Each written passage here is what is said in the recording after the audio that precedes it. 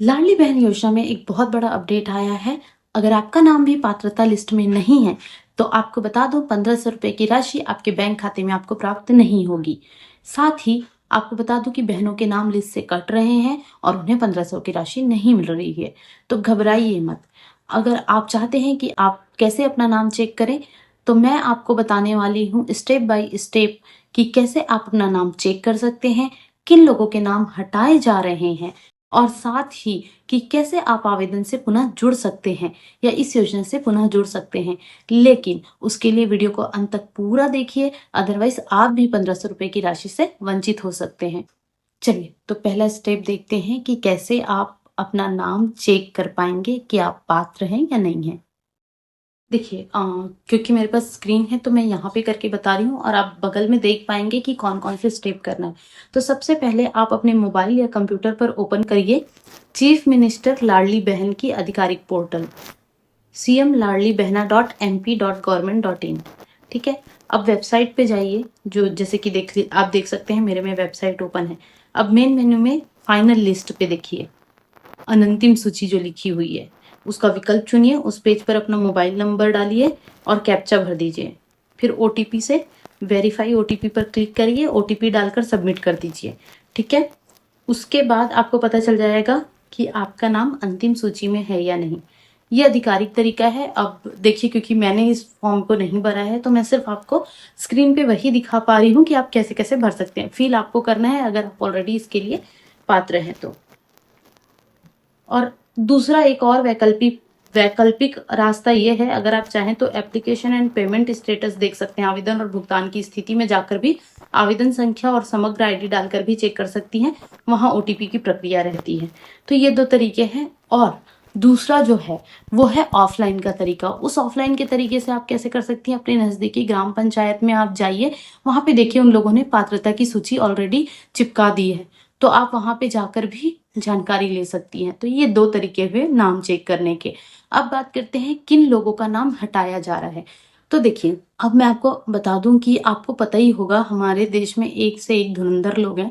तो क्या होता है, कुछ लोग पात्रता की श्रेणी में नहीं आते, ऑलरेडी आयकर दाता होते हैं या उनकी जो स्थिति है कह सकते हैं आप, आर्थिक स्थिति वो काफी अच्छी रहती है, उसके बावजूद वो ये सब योजना का लाभ लेते हैं। तो सरकार ने इस बार साफ कहा है कि जो सिर्फ पात्रता की श्रेणी में आएंगे वही लोगों को जो इस योजना का लाभ मिलेगा। दूसरा, अगर परिवार की आय अधिक है, मान लीजिए परिवार में आयकर जो है आय दिया जा रहा है, टैक्स देते हो, या फिर उनके मान लीजिए हस्बैंड या कोई भी अच्छे ग्रेड के ऑफिसर हैं, उनकी आर्थिक स्थिति काफी अच्छी है, और या फिर ऑलरेडी वो लोग किसी बहुत बड़ी गवर्नमेंट योजना का लाभ उठा रहे हो, तो उस कंडीशन में ये पात्रता में नहीं आएगा और उनको इस योजना की सुविधा नहीं मिलेगी। तो इस तरीके के लोगों का नाम हटाया जा रहा है।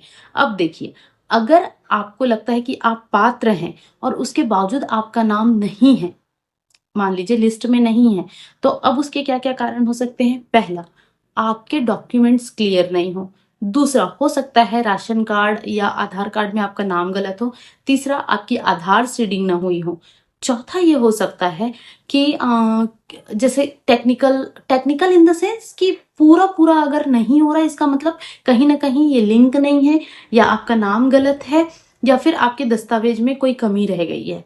तो ये चीजें आपको सबसे पहले चेक करनी है, अपने डॉक्यूमेंट सही करवाने हैं। इस माध्यम से आप कर पाएंगे। अब ये कैसे आप चेक कर पाएंगे, सेम जो तरीका मैंने बताया उसमें आवेदन की स्थिति में आपको पता चल जाएगा कि आपको कहाँ प्रॉब्लम हो रही है, आपकी आधार सीडिंग नहीं है या फिर आपके दस्तावेज में त्रुटि है। ठीक है, तो ये हो जाएगा। तो ये आप अगर सुधरवा लेंगे तो आपको किस्त मिलनी शुरू हो जाएगी। देखिए, ऑनलाइन तो मैंने आपको बता दिया है, लेकिन एक दूसरा तरीका भी है। अगर आप चाहते हैं कि आप लोकल कार्यालय से संपर्क करें, हो सकता है आपके नजदीक में सीएससी सेंटर हो या हो सकता है पंचायत ऑफिस ही आपके पास हो, तो आपको क्या करना है, वहां पर जाना है और वहां पे वार्ड कार्यालय या समग्र पोर्टल उपयोगकर्ता जो होते हैं, मतलब सीएससी सेंटर में भी होते हैं और वहां पे भी ऑफिसर्स होते हैं जो हेल्प कर देते हैं।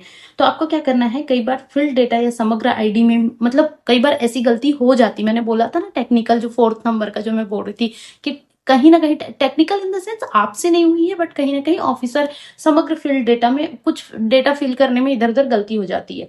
तो आपको क्या करना है, उस टाइम पे स्थानीय अधिकारी उसको सही कर सकते हैं।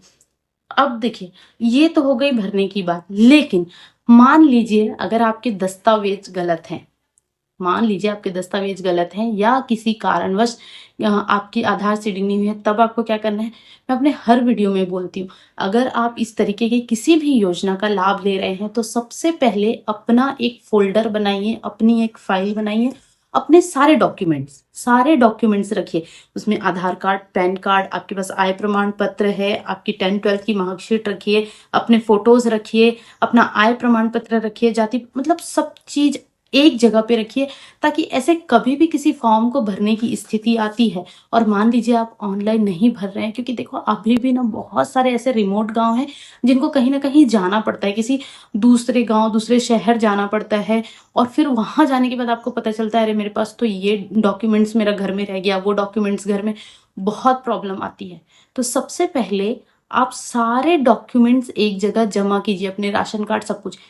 फिर आप वहां पे बैठकर चेक कीजिए कि क्या आपका नाम जो राशन कार्ड में है वही नाम आपका आधार कार्ड में है, क्या आपने जो मोबाइल नंबर लिंक कराया है आज भी आप वही नंबर यूज कर रहे हैं।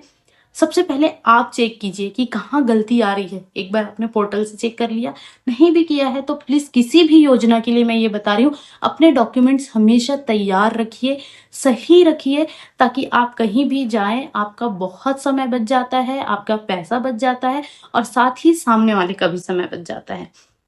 तो अपने डॉक्यूमेंट्स प्लीज तैयार रखिए। तो अब आपको क्या करना है, देखिए मैं आपको बता देती हूँ। दस्तावेज कैसे, अपने समग्र आईडी, आधार, पहचान, इस योजना के लिए मैं बता रही हूँ आपको क्या करना है। बैंक पासबुक, आईएफएससी, वो उसी में ही रहता है, बैंक पासबुक में ही रहता है।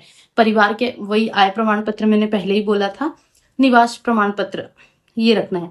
और गलती सुधारने के लिए प्रमाण दिखाना पड़ सकता है, जैसे मैंने बोला कि अगर गलती हुई है तो वो लोग प्रमाण मांगेंगे ही, तो उस प्रमाण के लिए आपके पास जब भी डॉक्यूमेंट रहेगा आप तुरंत दे दीजिएगा, आपकी गलती सुधर जाएगी।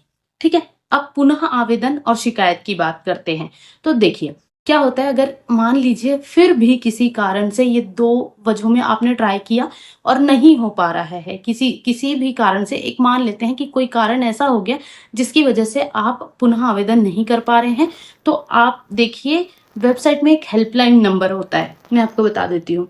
तो पोर्टल की ग्रीवेंस या हेल्पलाइन में जाइए, हेल्पलाइन विकल्प से ऑनलाइन शिकायत दर्ज कीजिए। अगर आप नहीं कर पा रहे हैं, नजदीकी सीएससी सेंटर पर जाइए, वो लोग आपकी हेल्प कर देंगे। या फिर स्थानीय पंचायत वार्ड ऑफिस से पुनः आवेदन या सुधार करवाएं, स्थानीय अधिकारी ऑनलाइन आवश्यक संशोधन कर देते हैं। और यदि सरकार ने स्वयं सरेंडर या ऑडिट चला रखा है तो उसमें दिए गए निर्देशों के अनुसार कदम उठाएं। ठीक है, ये बोला जा रहा है। और साथ ही एक हेल्प डेस्क नंबर है जो आप इस साइड देख सकते हैं, मैंने दिया हुआ है, ये मैं आपको दे दूंगी, आप उस नंबर पर भी आपको मदद मिल सकती है। तो आप वहां पे आवेदन नंबर और मोबाइल बताएंगे तो आपको जानकारी दे दी जाएगी। अब इसमें बताया गया है कि आपको क्या करना है। देखिए, जब आवेदन में समग्र आईडी और बैंक डिटेल बिल्कुल सही भरे, गलत खाता नंबर से पैसा नहीं आएगा। अगर आपके परिवार की आय सीमा के बारे में कंफ्यूजन है, ये बताया जा रहा है कि मान लीजिए आपका नाम पात्रता लिस्ट से जब हट गया है, तो उस स्थिति में आपको जो मैंने बोला आय देना पड़ेगा, सब कुछ देना पड़ेगा। तो आय का ऐसा है कि आय का आपका कितना रिसेंट है, ऐसा नहीं कि आप 10 साल पुराना आय प्रमाण पत्र दिखा रहे हैं। ठीक है, रिसेंट आय कितनी है, क्या वो 2.5 लाख से कम है, क्या सरकार के मान्यता के अनुसार है, वो आपको दिखाना है। ऑडिट के दौरान यदि आप पात्र हैं पर नाम हट गया है तो तुरंत स्थानीय अधिकारी से लिखित रसीद या दाखिला लेना है आपको। अगर आप कोई भी सुधार कर रहे हैं तो उस चीज का प्रूफ अपने पास हमेशा रखिए। अगर आप मान लीजिए नजदीकी पंचायत ऑफिस में जा रहे हैं, आपने सुधार करवाया है, तो डेफिनेटली उस चीज का एक रसीद तो आएगा। लीजिए कहीं जाकर हम लोग कोई सामान खरीदते हैं तो उसके लिए बिल तो मिलता है, तो सेम वैसी प्रोसेस है, जब आपका सुधार हो जाए तो आप उनसे एक रसीद ले लीजिए। नियमित रूप से पोर्टल चेक करें, क्योंकि स्कीम के नियम, राशि में बदलाव और लिस्ट अपडेट समय समय पर होते रहते हैं। तो बेसिकली ऐसा जनरली बहुत जल्दी नहीं होता है, आप ये सुधार कर लेंगे 1500 रुपए की किस्त आनी शुरू हो जाएगी।